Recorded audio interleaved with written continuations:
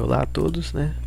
Hoje meu grupo vai fazer uma apresentação mostrando e comparando duas estruturas de dados de duas linguagens de programação diferentes, né? Sendo ela Java e Julia.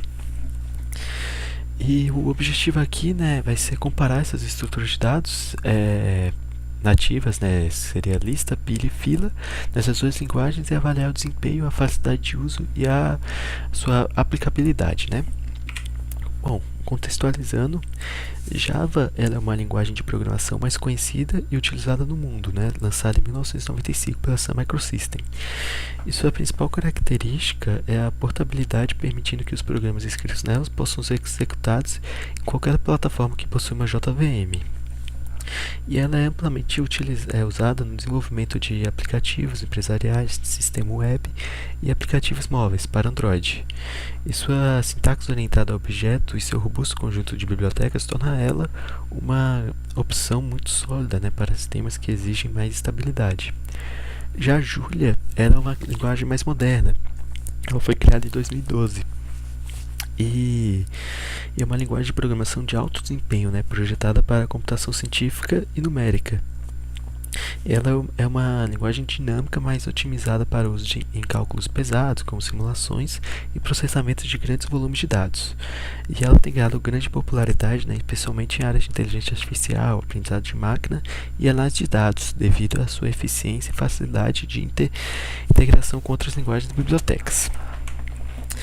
Bom, vamos começar aqui por Java, né, e falar das estruturas de dados de Java. E a primeira dela vai ser a lista, né? Lista, o que é uma lista? Lista, ela é como se fosse uma lista de supermercado, né? Que você tem ali o que você tem que pegar, se fosse uma lista de afazeres, né? Uma lista de coisas que você tem que fazer. Você normalmente, você não segue uma ordem.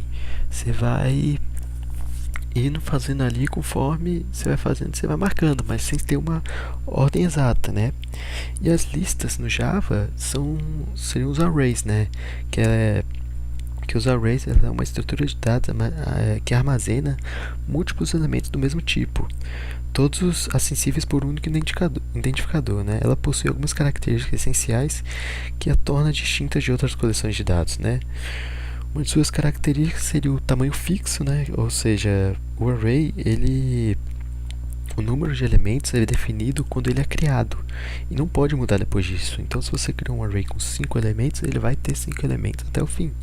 E para adicionar ou remover, né, teria que criar um novo array com tamanho adequado e copiar os elementos do original para o outro. Seria assim, né?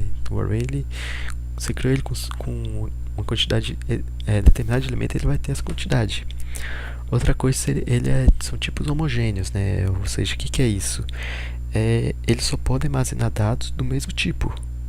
Ou seja, se você criar um array de inteiros, né, de int, você só pode colocar valores inteiros, int. Ou se você criar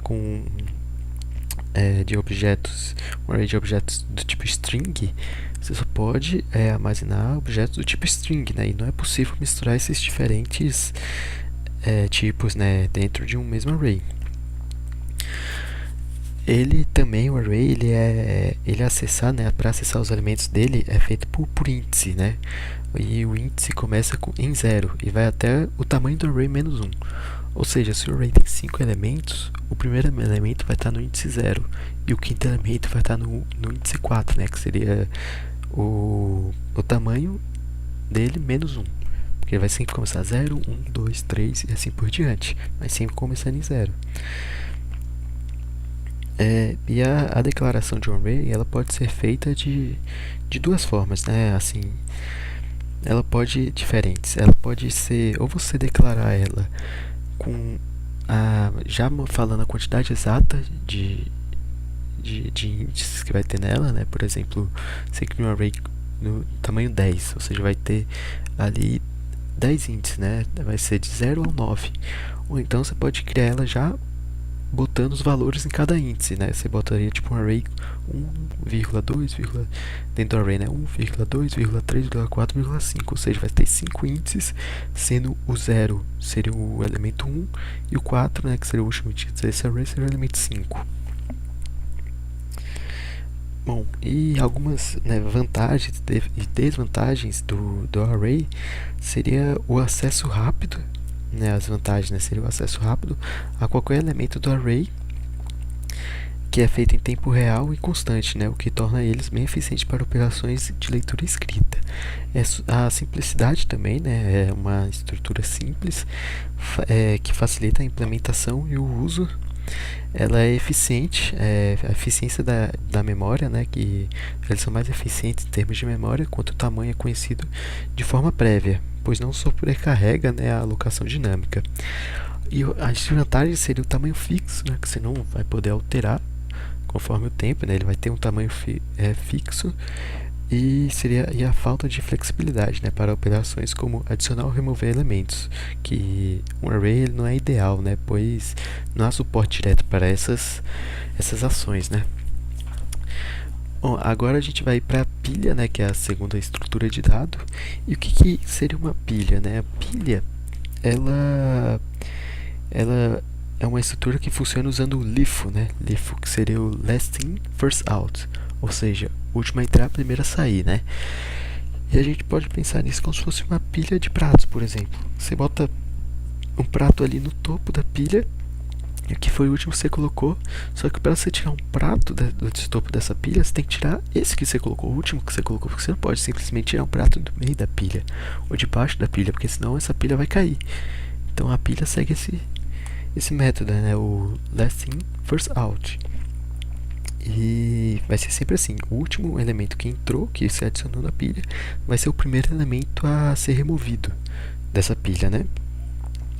E as operações, né, principais de uma pilha são push, pop e pick. Né? O push ele seria para adicionar um elemento ao topo da pilha. Né? É usado, então, sempre que você quer adicionar um novo elemento ao topo da pilha, você usaria o push. O pop, né, que é esse aqui, ele é usado para remover o elemento do topo da pilha. Ou seja, toda vez que você quiser remover o elemento, você usa o pop. Então, se você usou push para adicionar o elemento, depois usou pop, esse elemento que você usou adicionou usando push, você vai remover ele logo em seguida com pop, que vai ser sempre o último elemento. E o pick, né, ele serve para retornar o elemento todo da pilha sem removê-lo. Ou seja, né, ela permite você acessar esse elemento desse topo da pilha sem remover isso. Isso vai ser útil, né, quando você precisa ver o item atual da pilha, mas não deseja mudar nada. E também tem outro comando que seria os isImpits, né? Que é o método isImpits é utilizado para verificar se a pilha está vazia, né? Aí ela iria retornar true se não houver elementos na pilha e false caso contrário, caso tenha elementos nessa pilha. Agora a próxima estrutura de dados vai ser a fila, né? O QE. Que a fila, né? Ela é uma estrutura de dados do tipo FIFO já, né? Que é o First In, First Out. Ou seja, primeiro a entrar vai ser o primeiro a sair. E a fila mesmo a gente pode pensar como se fosse uma fila normal, uma fila de banco, por exemplo, né? Que a pessoa vai chegar, a primeira pessoa a chegar no banco vai ser a primeira pessoa a ser atendida. Ou a fila de uma lotérica, né? Que a primeira pessoa a chegar vai ser a primeira pessoa a ser atendida, né? Porque não faz sentido a última pessoa que chegar ser a primeira a ser atendida. E essa pessoa que já estava lá já está esperando há um tempo, né? E elas são amplamente utilizadas, essas filas, né, em algoritmos de processamento em série, como na gestão de tarefas, controle de processos e manipulação de eventos, né? E suas operações principais é o enqueue, que essa operação, né, enqueue serve para adicionar, né? É usado para ela inserir um elemento no final da fila. Então você botaria o QE.add e o número do elemento que você quer adicionar no final da fila. Já para você remover, né, esse elemento seria o DQE, né, que ele seria para remover, né, você iria remover e retornar o item da frente da fila, né. Então se a fila seria remover o último item, ou o primeiro item iria depois retornar o próximo item da fila. Mas se a fila estiver vazia, né, e você tentar realizar essa operação, ela gerará uma exceção, né, no shows element exception, né, iria gerar essa exceção. Outra operação é o pick, PEEK, né, que ela permite visualizar o item na frente da fila sem remover ele. Então esse pick seria como se fosse o pick da pilha também, né? Seria ver esse pick do fila ia ver o primeiro elemento da fila sem ter que remover ele, né? Para você saber, seria como se fosse um espiar, né? Você iria ver ali qual era esse elemento. E também tem a operação isImpede, que seria para verificar se essa fila está vazia, né? Iria também retornar true se ela não contiver elementos, e false caso contrário, né? Então basicamente esses são os três tipos, né, de estrutura de dados assim em Java, né, que a gente vai falar aqui. E agora a gente vai falar de alguns dessas mesmas estruturas, só que em Julia, né, na linguagem de programação Julia. Então vamos lá.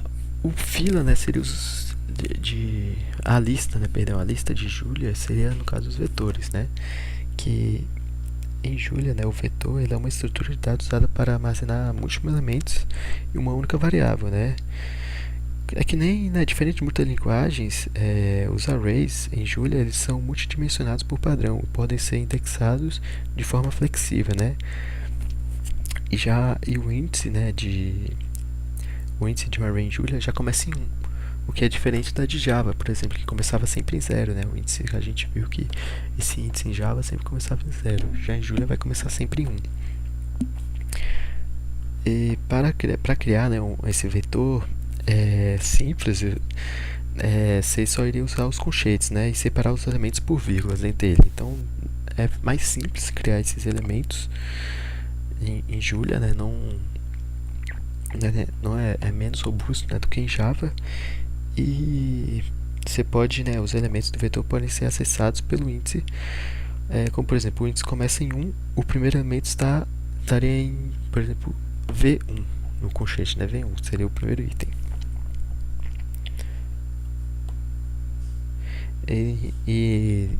Usando os vetores, né, de Julia, ele daria para modificar um valor no vetor, acessando o índice e atribuindo um novo valor, no caso, né? E isso já não era possível em Java, né? Em Julia você já consegue modificar esses valores. E você também, nos vetores, você tem um método push e um método pop, né? Que vai ajudar a... Vai ajudar não, né? O push ele vai adicionar elementos ao final do vetor e o método pop ele remove o último elemento do vetor. Ou seja, nos vetores em Julia você vai poder remover e adicionar elementos, coisa que em Java você também não conseguia. E também você vai poder concatenar, né, 2 ou mais vetores usando a operação append em Julia. Isso também é permitido, né? Além também de poder verificar o comprimento, né, desse vetor, se a gente usar a função length, que retorna o número de elementos do vetor. Além de poder também criar, em Julia você pode também criar vetores multidimensionais, né, como matrizes. Aí esse seria a lista, né, de Julia, né, comparando com a lista de Java. Aí o próximo aqui são as pilhas, né, stack, que em Julia, né, é uma estrutura de dados que também vai seguir o princípio Leaf, né, less in first out, ou seja, isso não muda. Então vai seguir o mesmo método, né? O último a entrar vai ser o primeiro a sair. E significa que a pilha, né, em Julia, a pilha em Julia é comumente usada para resolver problemas como recursão, desfazer ações e analisar expressões matemáticas, né? E para criar uma pilha em Julia, né, seria só um vetor vazio, né? Ele pode ser usado já como uma pilha. E nesse vetor e nessa pilha você teria os métodos push e pop também, né, que seria para inserir um elemento, adicionar, né, um elemento à pilha ao final dessa pilha, e o pop que seria remover o último elemento da pilha, né, porque você só vai poder conseguir remover o último elemento que você coloca. Tem também o comando para verificar, né? Você pode acessar o topo da pilha sem removê-lo, né? Se usar a indexação do último elemento, ou seja, assim você consegue acessar o último elemento da pilha sem remover ele, seria como se fosse um espiar. E para se saber, né, se a pilha está vazia, você basta, né, verificar se o vetor contém elementos. Então verificando se o usando o isEmpty, né, empty, você consegue verificar se esse vetor tem elemento ou não. E agora as filas, né, que é o QE, ela também vai seguir o princípio FIFO, que nem na de Java, ou seja, né, o primeiro elemento a ser inserido será o primeiro elemento a ser removido, né? Isso não vai mudar, porque as filas vão seguir essa ordem, e as filas em Julia são amplamente utilizadas em tarefas como gerenciamento de tarefa, controle de execução, de processo e comunicação entre sistemas, né?